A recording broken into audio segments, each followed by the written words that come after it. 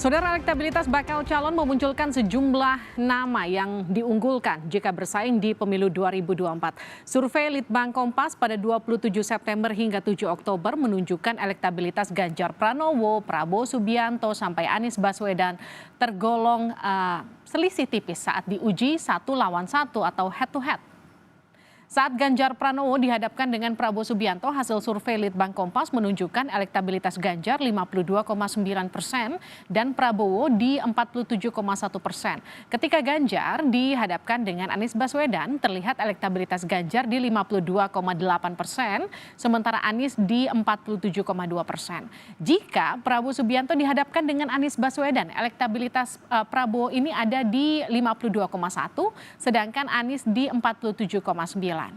Survei Litbang Kompas juga melihat elektabilitas dengan simulasi 3 tokoh. Hasilnya, elektabilitas Gubernur Jawa Tengah Ganjar Pranowo 23,2%, elektabilitas Menteri Pertahanan yang juga Ketua Umum Partai Gerindra Prabowo Subianto ada di 17,6%, sedangkan elektabilitas mantan Gubernur DKI Jakarta Anies Baswedan di 16,5%. Apa yang menjadi faktor penentu elektabilitas bakal calon presiden yang bersaing semakin ketat? Apakah koalisi parpol dan deklarasi turut membantu mendongkrak elektabilitas? Kita akan bahas usai tayangan ini.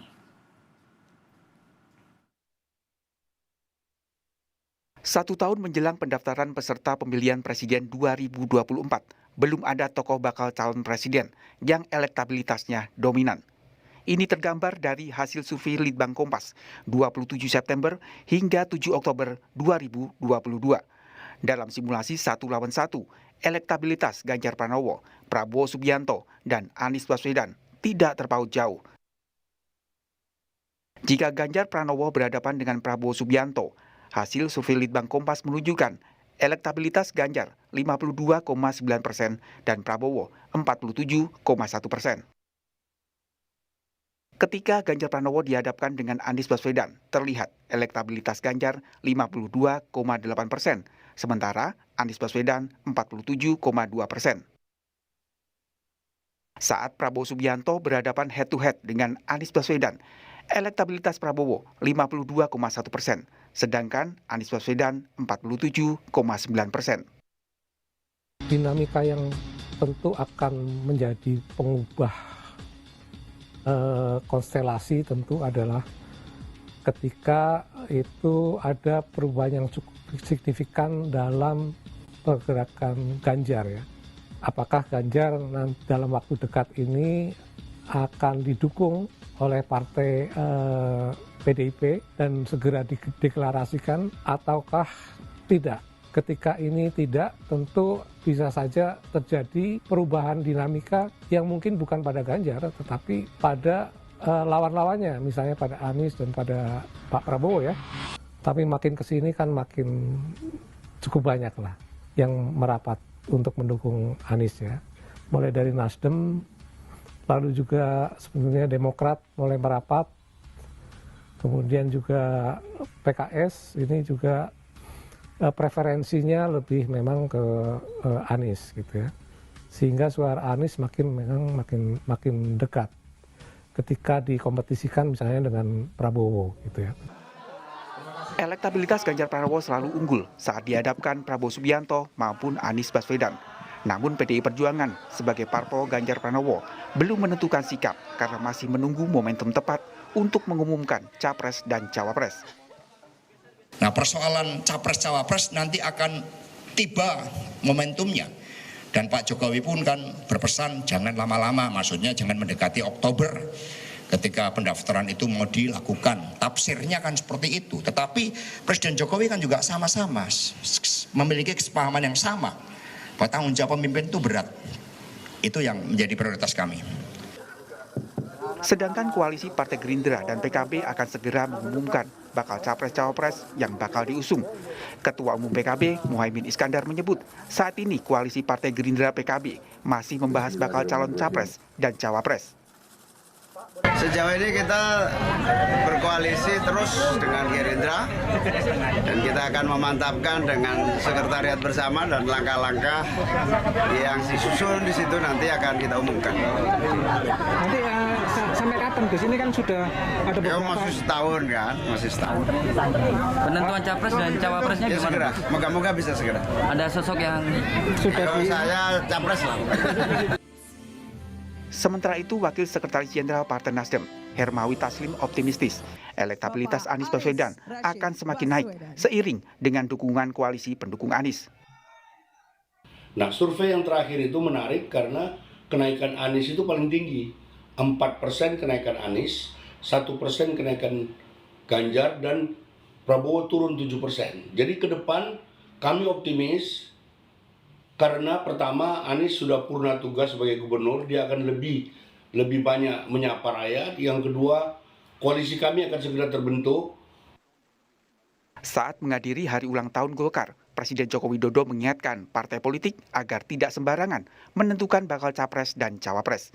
Namun, Presiden Jokowi juga berpesan parpol tidak terlalu lama-lama dalam mengumumkan bakal capres dan cawapres. Tim Liputan Kompas TV. Seberapa besar pengaruh deklarasi bakal capres akan mampu mendongkrak elektabilitas? Kita akan berbincang dengan politisi PDI Perjuangan Deddy Sitorus. Bang Deddy, apa kabar? Kabar baik, Livi. Selamat sore buat teman-teman semua, Mas Toto, Mas Herzaki. Ya, kita juga akan sapa Kepala Badan Komunikasi Strategis Partai Demokrat, Herzaki Mahendra Putra. Mas Zaki, sehat ya?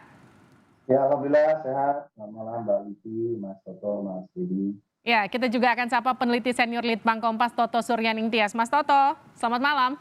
Selamat malam Mas Deddy, Mas Zaki. Saya ke Mas Toto dulu nih. Mas Toto, seberapa penting deklarasi capres ini untuk mendongkrak elektabilitas?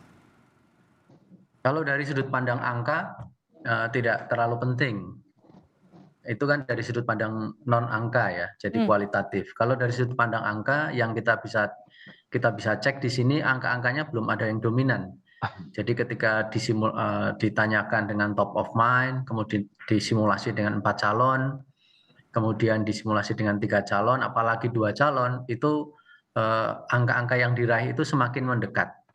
Jadi masih ketika semakin kandidatnya semakin sedikit, itu simpangannya semakin didekati. Dalam arti calon-calon itu angkanya mendekat. Misalnya begini ya, ketika dihadapkan Ganjar terhadap Anies, itu simpangannya hanya sekitar 5,6%. Untuk Oktober ya. Kemudian Ganjar terhadap Prabowo 5,8% dan Anies terhadap Prabowo 4,2%.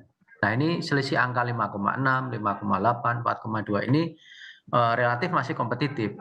Memang ketika kita melihat top of mind, apalagi simulasi dengan misalnya 4 calon dan 3 calon, memang selisihnya cukup besar. Tetapi ketika dihadapkan dengan 2 calon, ini memang relatif masih berimbang. Nah, disitulah maka kita belum bisa memastikan bahwa apakah sebuah deklarasi atau sebuah dukungan yang real dari kandidat itu akan menaikkan. Karena sejauh yang kita tangkap, misalnya seperti Pak Prabowo misalnya, di dalam angka kan tidak terbukti. Ketika deklarasi, ternyata yang naik Gerindranya, Pak Prabowo-nya justru turun. Demikian juga untuk kasus Nasdem. Ternyata Nasdemnya hanya naik 0,2, sementara Pak Aniesnya naik tinggi. Sehingga memang dari segi angka ini memang tidak terlalu bisa menjelaskan pada saat ini. Kira-kira demikian. Oke, artinya kalau misalnya saya lihat dari judul di laman harian Kompas,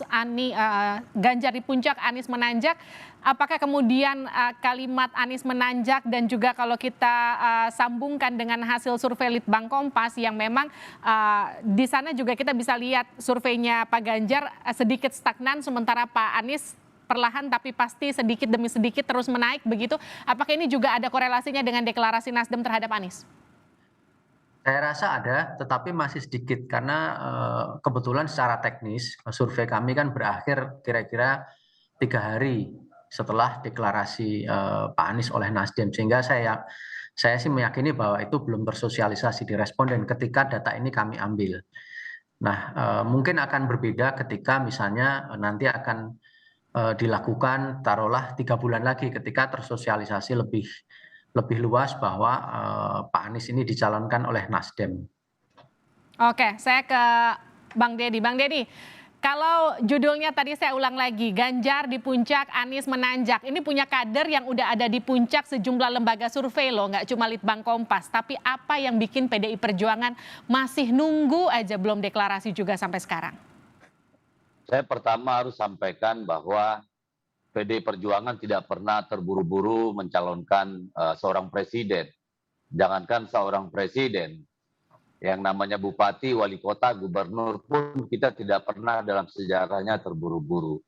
Kita selalu memang membiarkan setiap calon itu. Ibu Megawati selalu membiarkan setiap calon itu bergerak dan melihat untuk mendalami sebenarnya karakter dari para kandidat itu, kepala daerah maupun calon presiden, itu memang sungguh-sungguh dilatari oleh keinginan yang kuat untuk membangun bangsa atau sekedar syahwat politik saja gitu. Jadi, dan sudah terbukti pengalaman PDI Perjuangan ya, dengan tidak pernah terburu-buru mencalonkan kepala daerah maupun presiden, itu membuktikan bahwa kita bisa menang 2 kali pilpres, kita memenangkan banyak pemilihan kepala daerah.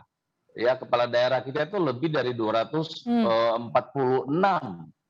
Ya, jadi saya kira itu memang sudah menjadi fatsun PDI Perjuangan bahwa kita tidak pernah gerasa gerusu gitu ya, terlalu kepagian mengusung calon. Karena apa?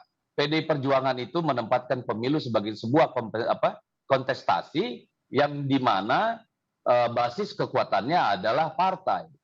Nah, ketika partai solid dan kuat gitu ya, lalu ada kehendak yang kuat juga dari masyarakat, ditambah calon yang memang kemudian terbukti tangguh dan punya keinginan yang sangat kuat, rekam jejak yang baik, pada akhirnya itu semua akan memberikan hasil yang baik. Jadi kita tidak pernah dan bukan baru kali ini itu mencalonkan seorang pemimpin itu pada waktu yang kita anggap tepat. Tapi artinya gini, seperti yang disampaikan Bang Deddy, menunggu deklarasi capres dari PDI Perjuangan bukan karena tidak ingin tergesa-gesa atau bukan karena menunggu elektabilitas dari Mbak Puan naik dulu baru kemudian diputuskan? Itu kan makanya dari awal saya sampaikan bagaimana sejarahnya, bagaimana kondisi kejiwaan PDI Perjuangan dalam memutuskan seorang calon. Tidak ada hubungannya dengan apakah Ibu Puan harus naik elektabilitas kesempatan, tidak. Tadi saya sudah sampaikan, jangankan presiden, yang namanya wali kota, bupati, gubernur, kita nggak pernah buru-buru kok.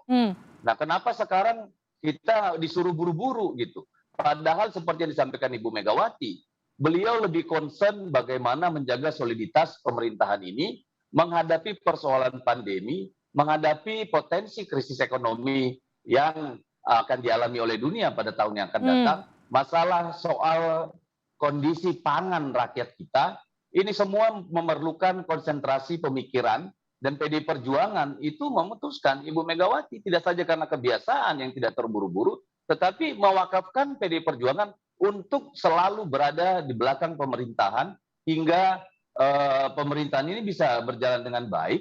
Dan pada waktunya kita akan umumkan. Jadi tidak ada urusannya dengan elektabilitas dan segala macam. Nggak khawatir ada riak-riak di internal partai ya Bang Deddy? Karena kan kemarin Pak Ganjar sudah disangsi, sempat sedikit mention mau nyapres, yang Solo juga Pak FX Rudi juga kemudian sudah juga disangsi. Artinya kan sudah mulai muncul riak-riak di internal. Nggak khawatir soal itu ya? Loh, dinamika di dalam partai itu selalu terjadi, Mbak. Itulah partai politik. Tetapi ada satu hal yang sangat mendasar bagi kita. Kewenangan menentukan capres itu adalah kehendak kongres partai, kehendak seluruh pengurus partai dan kader partai. Oleh karena itu harus dihormati. Lalu kenapa yang beberapa kelompok itu atau orang itu diberikan sanksi? Karena harus menghormati keputusan kongres itu. Jadi tidak karena hal-hal yang lain gitu loh. Jadi kalau PDIP masih menunggu keputusan dari Bu Mega, saya ke Demokrat. Mas Zaky, jadi Demokrat sudah pasti akan bergabung sama Nasdem? Ya, saat ini kita semakin intens ya Mbak, komunikasinya semakin erat juga. masih banyak hal yang mesti kita diskusikan, tapi sudah lebih banyak hal lagi yang sudah kita sepakati. Gitu. Bagaimanapun kan kita bicara mengenai rencana ingin mewujudkan dan memperjuangkan perubahan dan perbaikan, Mbak. Kita akan melawan, katakanlah nanti bertarung kontestasi gagasan dan program dengan pemerintahan saat ini tentunya. Oke. Kita harus menyiapkan benar-benar ini gitu, semuanya gitu. Harus disiapkan benar-benar semuanya. Suaranya Mas Zaky agak kecil kami terima di sini. Tapi intinya gini, kalau kemarin saya sempat ngobrol sama Pak Hermawi, ia menyebutkan nanti mungkin di survei Litbang Kompas selanjutnya Anies ini akan sudah punya cawapresnya. Artinya kan sebetulnya obrolannya, negosiasinya itu sudah hampir ketemu titiknya. Ini dengan AHY bukan? Saat ini kami masih bicara mengenai kriteria, Mbak. Jadi kriteria dan bagaimana cara memilihnya. Memang ada aspirasi bahwa di satu sisi ya dari kami, Mas Anies dengan Mas AHY, lalu juga teman-teman PKS, misalnya Mas Anies dengan Mas Aher, dan juga ada usulan-usulan lainnya, misalnya dengan dari teman-teman Nasdem. Bagaimanapun inilah indahnya koalisi perubahan, Mbak. Kami saling setara, saling sejajar, saling menghormati proses di internal masing-masing. Ya ini. Jadi masing-masing silakan nih ingin menyampaikan aspirasi, ya kita diskusikan sama-sama. Ini juga yang sedang kita bahas sama-sama, karena bagaimanapun kan ini bagian dari upaya strategi pemenangan kami juga. Karena kita ingin bagaimanapun nanti ya, kita sudah menyiapkan juga mengenai program pemenangan, program pemerintahan, desain pemerintahan ke depan seperti apa, lalu sosok seperti apa nih kriterianya yang kira-kira pas untuk mengawal perubahan dan perbaikan yang nanti akan kami usung gitu. Oke, tapi artinya gini, Mas Zaky, memang mungkin ketika Demokrat bergabung dengan Nasdem tapi bukan AHY yang jadi cawapresnya Anies?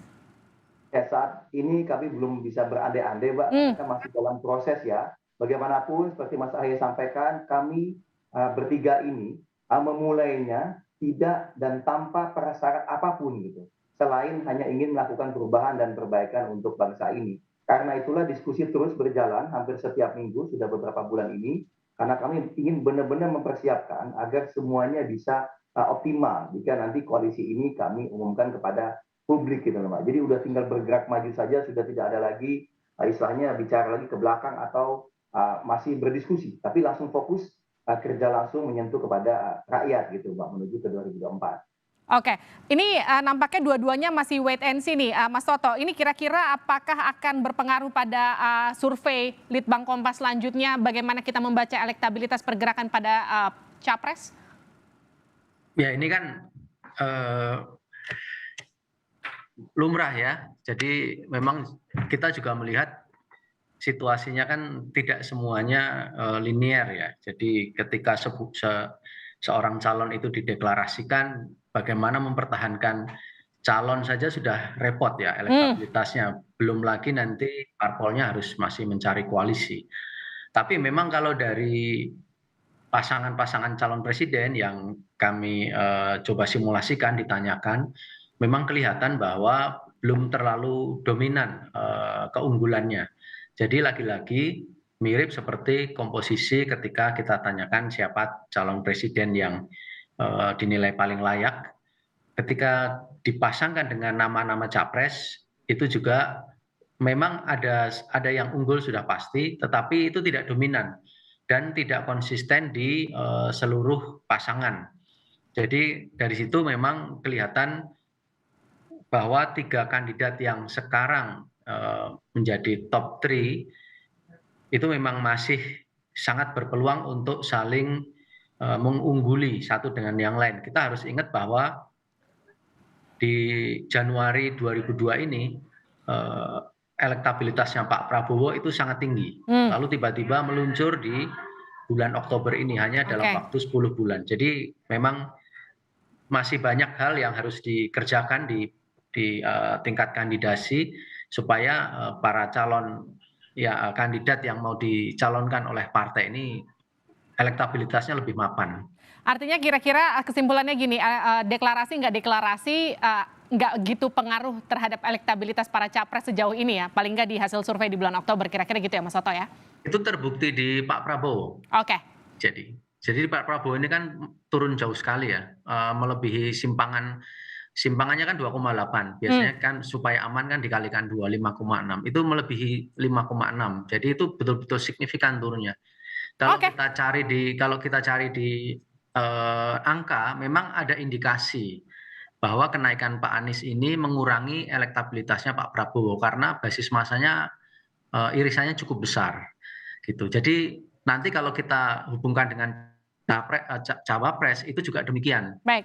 Ketika dikomparasikan ternyata beberapa cawapres itu irisan pemilihnya atau istilahnya satu belanga ya, masih satu belanga, satu wadah dengan capres atau cawapres yang lain, sehingga ketika itu diajukan justru tidak menambah secara signifikan elektabilitasnya. Oke, politik itu cair. Kita tunggu nanti kejutan apa yang akan hadir dari PD Perjuangan dan juga Partai Demokrat. Nanti juga kita akan lanjutkan perbincangannya di kesempatan selanjutnya. Terima kasih Mas Zaky, terima kasih Bung Deddy, terima kasih juga Mas Toto telah bergabung bersama kami.